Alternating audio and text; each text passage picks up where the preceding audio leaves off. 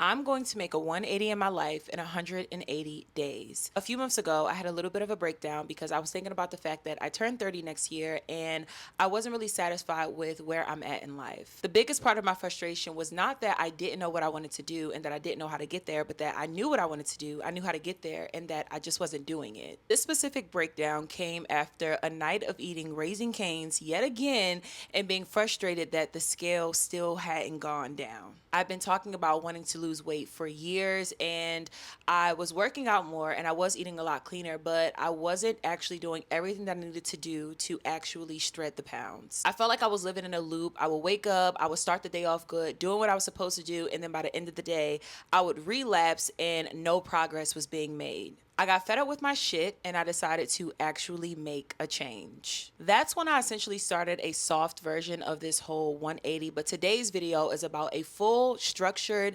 180 in 180 days. Originally, I was gonna work on these goals by myself and in 180 days show you back footage of what I did to actually change my life, but I decided to bring you along with me. I realized that I'm not the only person who feels like I have goals and things that I want to accomplish, so I decided to do this with you and come back each month with an update. Hi, my name is Kanise Thorn, and if you like to make a 180 in your life over the next 180 days, then make sure you like and subscribe so that you can be a part of the journey. So I'm a very type A person, and I really wanted to sit down, figure out what these goals are, narrow it down to just 6 of them over the next 6 months, and come up with a plan to actually achieve them. Over the next 6 months, there are going to be 6 specific goals that I'll be focusing on.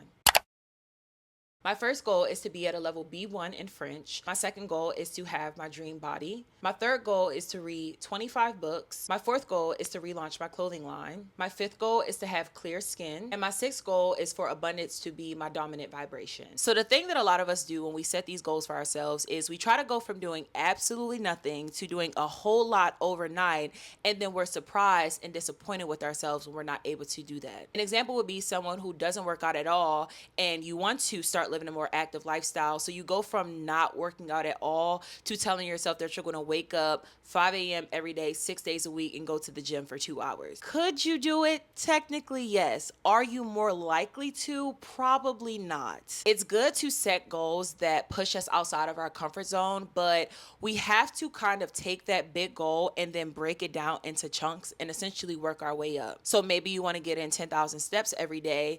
Instead of maybe starting with trying to do 10,000 steps tomorrow, maybe start with 2,000 and then 3,000 and then 4,000 and then work your way up till 10,000. Trying to go from not walking at all to 10,000 steps a day every single day can be a lot for most people. And then when you don't do it, you feel disappointed in yourself and then you just give up altogether. Sound familiar? The way that I'm going to do this is, although I have 6 goals, each month I'm going to be focusing on one of those goals. I'm still going to be intentional about the other goals, but I'm going to make sure that whatever the goal is that I'm focusing on for that month is a non-negotiable every day. The idea is that after those 30 days of focusing on that specific goal, it'll then be a habit. So in the next month, when I'm focusing on a new goal, the goal from the previous month, there won't be a lot of friction between me and the goal and doing it because I've already spent 30 days consistently doing it. I know this is going to work because I've recently lost over 20 pounds and I started walking and being in a calorie deficit.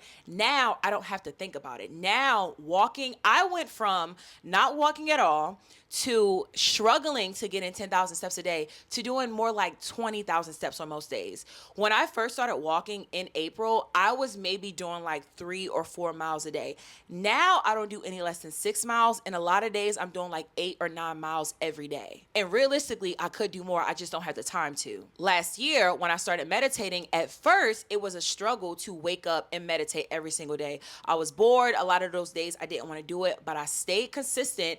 And then it got to a point where I didn't have to think about it. It was second nature. And I went over 3 months without skipping a day of meditating. For the month of July, my first focus is going to be French. Learning French is something that I've been wanting for years now, and I've started studying, I'll stop studying, I'll start studying, I'll stop again, but I really, really, really want to be fluent in French. Because I've been doing this for some years now, I've done a lot of research on what exactly I need to do to actually become fluent in French. What I would recommend for your goal is set a goal and then set 3 action steps to achieve said goal. So using the weight loss as an example, let's say your goal is to lose 30 pounds. You want to set 3 action steps that will get you to losing 30 pounds. One of those steps will be being in a calorie deficit. Another one of those steps will be walking 10,000 steps every day. Another one will be maybe drinking a lot of water. Or maybe you tell yourself you won't eat out while you're achieving this goal. I chose French as the first goal to start with because I'm at a level A1 now. So to get from a level A1 to B1 in 6 months is a little ambitious, but I think I can do it. The plan for July is simple. Take my Pimsleur lesson every single day. Take my vocab lesson every single day. At least an hour and a half of French immersion every single day. And then I added one more action step so that I can actually be at B1 in the next 180 days. And that's to meet with a tutor at least 3 days a week so that I can actually practice speaking French, so that I'm not just passively learning it and understanding and comprehending the language, but that I can actually speak French. Now, the biggest thing that I feel like is going to be the thing that separates you from your goal for anyone watching this video is trying to rely on motivation. Motivation is maybe going to be the reason that you set the goal in the first place and maybe the reason that you show up the first day, but you cannot rely on motivation to achieve these goals. Relying on motivation is relying on perfect circumstances like your emotions, like you feeling like it, like the weather being good. It's unrealistic for anything that you want to achieve. You have to rely on discipline and consistency, and that is uncomfortable. There were days where I did not feel like walking, but I did, and that's why I lost over 20 pounds. There are going to be days where I'm not going to feel like studying French. Honestly, today is July 1st, and I don't feel like studying it today, but I'm going to. That's going to be the most uncomfortable part of all of this. You're going to feel very motivated setting your goals. You're going to feel very motivated setting your action steps. But when it's actually time to show up, there's going to be a day where it's raining and you're not going to feel like it. There's going to be a day where you're just not in the mood and you're not going to feel like it, but you have to show up. The question that I want you to ask yourself when you're met with that friction is, how bad do you want it? How bad do you want to lose weight? How bad do I want to learn French? How bad do you want to achieve the thing that you want to achieve? Another piece of advice I give to actually make sure that you are doing your action steps every day to achieve your goal is to create as little friction as possible between you and the action step. So for me, walking. Every day after my little morning routine, the first thing I did was go for a very long walk. The reason why I did it first thing in the morning is because I noticed when I put it off and say, oh, I'll get it done, I'll do it tonight, whatever, it wouldn't get done. If I wouldn't do it first thing in the morning, I wouldn't get it done. Now, because it has become such a big part of my routine and I really do walk every day, I usually walk in the morning, but for whatever reason, if I don't, best and believe I'm going to get my steps in. Like, I'm going to get my steps in because it's a habit at this point. That's kind of the point. The reason why we're spending 30 days focusing on one goal is because once it's a habit, you don't have to think about it. You're going to do it. I've been walking consistently for the past over 2 months now because it's July. So I started in April, walked the end of April, all of May, all of June. I don't have to think about walking now. I'm going to get up. I'm going to put my sunscreen on. And then I'm going to go for a walk every single day. Every single day. For you, that might be putting your workout clothes out the night before. It may be making sure everything is in order before you have to do the thing that you need to do. Because the thing is, because these action steps can sometimes make us uncomfortable, we're going to look for things when it's time to get your steps in. Now you got to clean the house. Okay, now you got to do this, now you got to do that. It's time for me to study French. Now I got to mop the bathroom or something like that. No. Get everything done. Remove all the friction. Anything that's separating you from the action step, get it out the way so that when it's time to show up, you show up. For me, to make sure that I'm doing my Pimsleur lesson, which is like not the hardest, but the thing that requires the most of me, the thing that I feel the most friction about out of all of my French studying is my Pimsleur lesson. So I'm doing my Pimsleur lesson while I'm on my walk. I know I'm going to get my steps in. So to make sure that Pimsleur lesson gets done, I'm going to do it while I'm getting my steps in. Not allowed to listen to music first, not allowed to listen to a podcast, not allowed to be on the phone. Soon as I start walking, it's time to put my headphones in and do my pencil lesson for the day. On the first or the second of every month, I'm going to come back with not only an update from the month before saying, hey, I went the entire 30 days doing everything I said I would, or maybe I missed a day. I'm going to give a full breakdown with footage and an update on how I did with that first month of goals, and then we're going to talk about that next month and what the goal is for that month. I created a template that's going to be linked down below. It's completely free, but this is so you can fill out your goals, fill out your action steps, and have something that you can track and follow along with so you too can make a 180 in 180 days. The reason why I created this is because I don't want to forget about the other goals. Yes, for the month of July, French is the main goal, but I still want to focus on and do those action steps from my other goals, because the plan is not,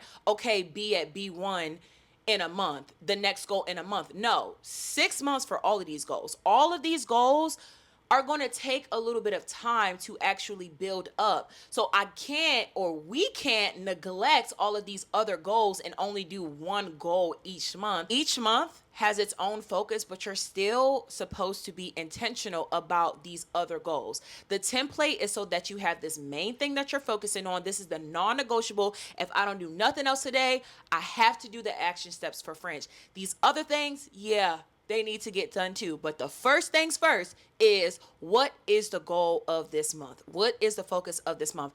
That is a non-negotiable every single day. The beautiful thing about creating new habits is it genuinely does get easier the more you do it. In the beginning, it can be a little challenging. You might have to battle with yourself a little bit, but once you get over that initial hump, I promise you, whatever the thing is that you feel like, oh my God, it just takes so much out of you to do this, so much out of you to wake up early, so much out of you to do this, I promise you, give it like 2 weeks of consistently doing it and not missing a day, and it's going to get easier and easier and easier to the point that it's going to become second nature. And you're going to start to see results from the thing, and that is going to give you motivation. When I started to see those pounds drop, it made it even easier to continue to get my steps in. For one, it was easier because I had been consistent for weeks at a time. But then when I actually start to see myself progress, I was like, oh my God, like you get excited and you want to keep this up. You need to get addicted to the dopamine of progress, not the end result, because the end result happens in the end. And think about anything that you've accomplished in your life, right? When you really look back on that thing, it's not the goal that you achieved that was the best part. The best part was who you had to come in the process. If you graduated school, the best part wasn't graduating. It was, when you look back, it was those nights where you stayed up and you studied and you did your test and you did what you were supposed to do. That is the thing that builds the new identity of this person that has made a 180. Another thing is, once you start to see progress in one area of your life, that kind of trickles over into other areas. So typically, if you want to start eating cleaner and working out more and you actually achieve that, it makes it easier to get up early. It makes it easier to do this other thing because you've built up this muscle of consistency and progress and feeling proud of yourself in this one area. That is going to spill over into the other areas of your life as well. That's why I'm so excited about this 180, because I know I can do it. I have lost over 20 pounds. I'm still going, and it's like, it's low-key easy for me. Not even low-key, like I get my steps in, I stay in a calorie deficit. It's like I'm not the same person. Like, don't get me wrong, I will eat some Raisin Cane's. Like, let's be clear, but I can say no to food now. Like, I really have gotten to a point where food does not control me. I don't feel the need to overeat. I've trained myself to say, like, I'm not hungry anymore. Put it away, girl. Like, you don't gotta eat it all. You know that, right? Like, why you need a 6-piece? 3 tenders is just fine.